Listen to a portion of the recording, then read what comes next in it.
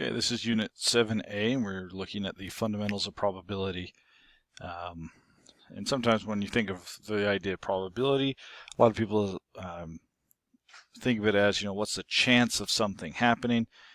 Probability, similar to that concept. So it plays a very significant role in our lives, and it's a pretty good idea to understand how this idea works. So this unit will discuss some of the fundamental concepts required for probability calculations.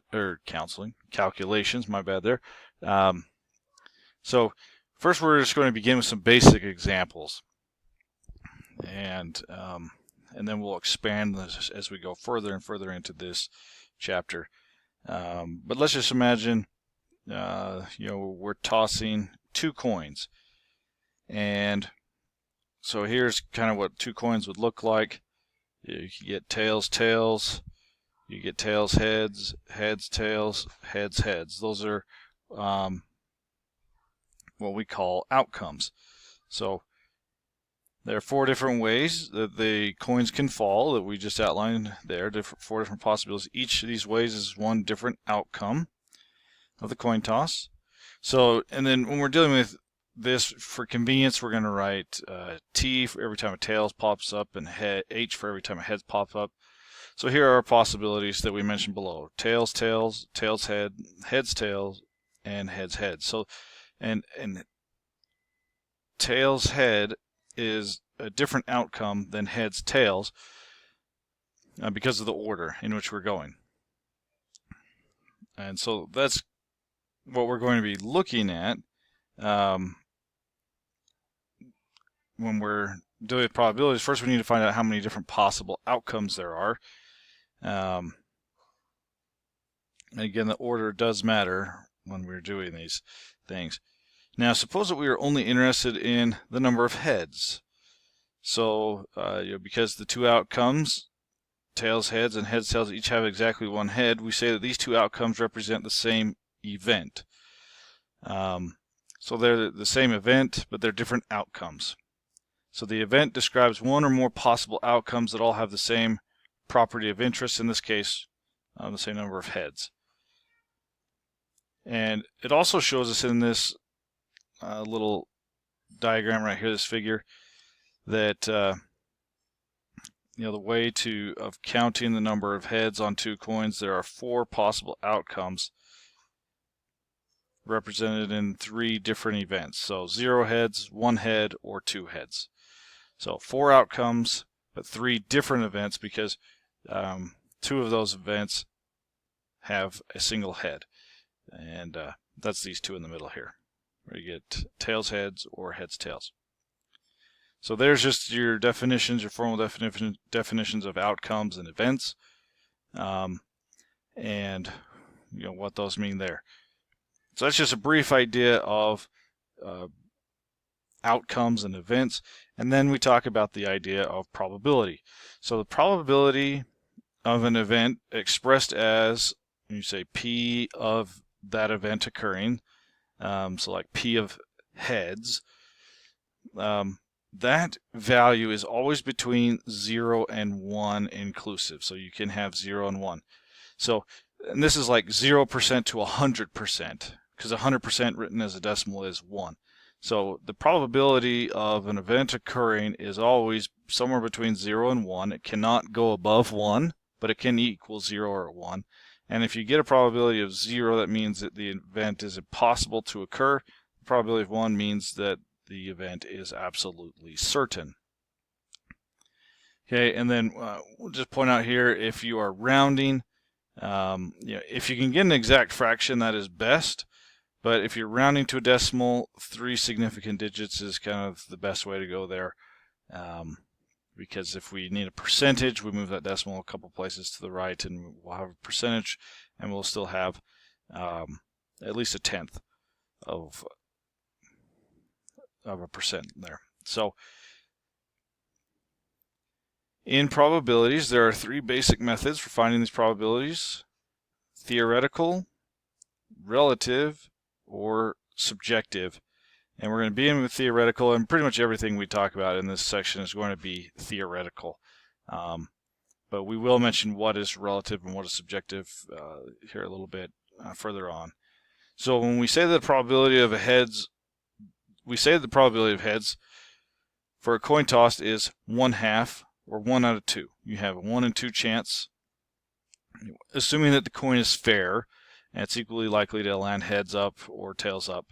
So in essence, the probability is based on the theory of how the coin behaves.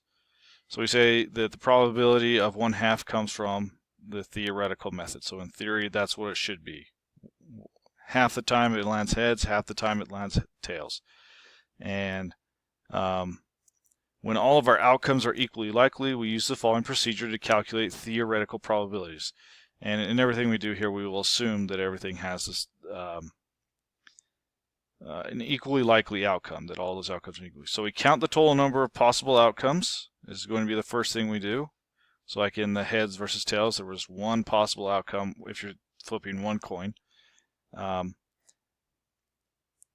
then among all the possible outcomes, we count the number of ways the events of interest, in this case A is our event, occurs. And then we're going to look some more at what that means in depth, and then determine the probability, which will be given by P of A. And the way you find that is the number of ways A can occur divided by the total number of possible outcomes in the given scenario. So let's look at this. Here we've got finding some theoretical probabilities, and we want to find the probability of rolling a single die, so a 6-sided die, and getting an even number, 2, 4, 6. So if you think about all the possible outcomes on this single-sided die, that'd be 1, 2, 3, 4, 5, and 6. Those are all the possible outcomes, assuming that it'll show up on my screen. There it goes. So the number of possible outcomes here range from 1 to 6. So there are 6 possible outcomes. Now rolling an even, those are 2, 4, and 6. So there are 3 evens. So the event that we get an even, there are 3 outcomes that match that. So 3, 6, or 1/2. So the probability of rolling an even is 1/2. Okay, next we look at a standard deck of cards. So at a standard deck of cards, there are 52 cards. And what's the probability of drawing a king from a standard deck of cards? So in a deck of cards, you have your aces, and then 2, 3, 4, 5, 6, 7, 8, 9, 10, jack, king, and queen. Jack, queen, and king. Excuse me, that's what I should have said. Jack, queen, and king. So what's the probability of drawing a king from a standard deck of cards? Well, again, first let's look at the total number of outcomes here. There are 52 possible outcomes because there are 52 cards to draw from. And then in a standard deck, of the 52 cards, there are 4 kings, 1 of each suit. So if we take 4 and divide by 52, that's 1 out of 13. So the probability of drawing a king from a standard deck of cards that are shuffled and randomized is 1 out of 13. Okay, so that's the basics of theoretical probabilities.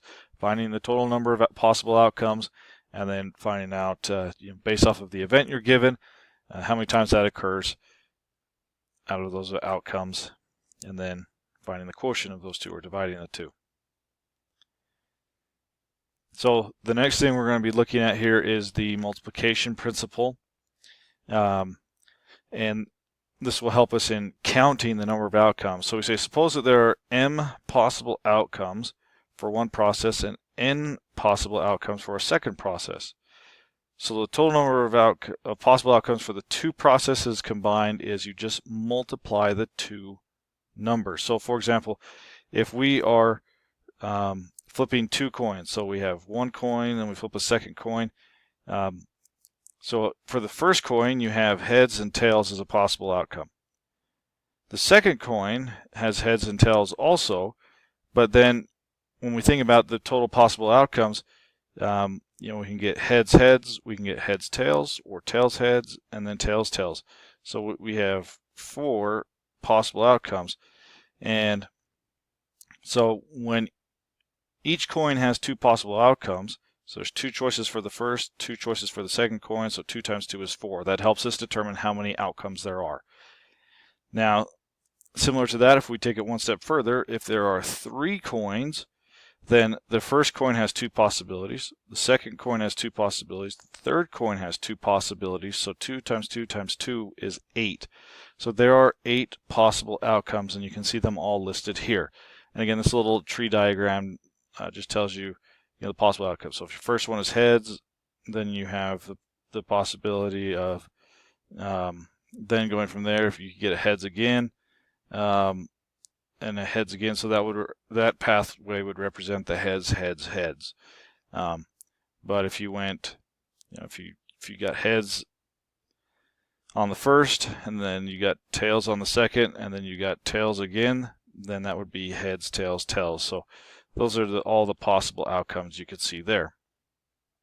So if we use the multiplication principle, and we'll expand that. So say you go to a restaurant, it has a special menu that features 2 choices of salad. So you got 2 options for salad, 8 choices for your entree, and 6 choices for dessert.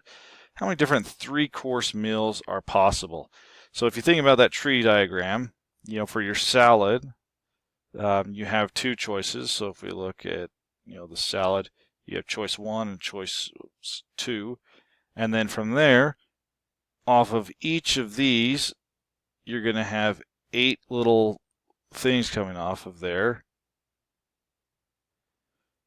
And these trees are going to get enormous in a hurry, and I'm not even going to be able to draw this. But anyway, you're going to have 8 little things popping off of there, and then off of each of these, you're going to have 6 things popping off. So it's a lot to count. And so the multiplication principle tells us, well, if we know we have 2 choices for salad, 8 choices for entrees, and 6 choices for dessert, in the end, if we just take 2 times 8 times 6, which is 96, there are 96 different possible outcomes or different possible meals of 3 courses that you could get. And that's the power of the multiplication principle. So let's look at another example. Let's look at a ski shop here. So a local ski shop sells 9 types of skis, 8 types of bindings, and 12 types of boots. How many different possible ski binding boot packages are available? So again, we have 9 for the first, 8 for the second, and 12 for the third. And if we multiply out those numbers, we get 864. So there are 864 different possibilities that you could get when you have 9 ski types, 8 bindings, and 12 types of boots. So the multiplication principle will help us drastically when we're trying to find out the number of ways that, or number of possible outcomes in a given scenario. So we'll go ahead and end part 1 right there, and then we'll continue part 2 with our discussion of probabilities.